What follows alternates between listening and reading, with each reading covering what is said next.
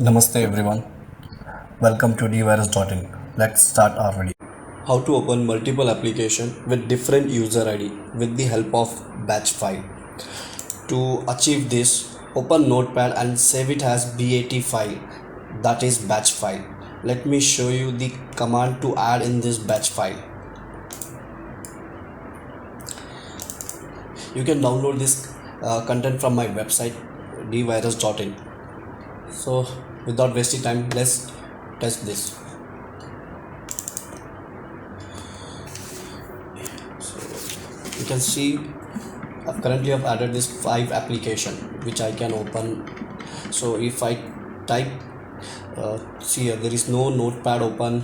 Okay, so but if I type 2 and hit enter, you can see a notepad has opened here. Same way if I type 4, so type 4, so you can see the Edge, Microsoft Edge started and connected to Google. Same way if I go with the 5, so Excel file has opened. So and if I go for 1, it's a PowerShell. So it asking me the password for the different user. I will show you. See, I've connected with the Hulk user. Okay, and there's a different account which is known as YouTuber. Okay, so if I give the password, see a PowerShell started here.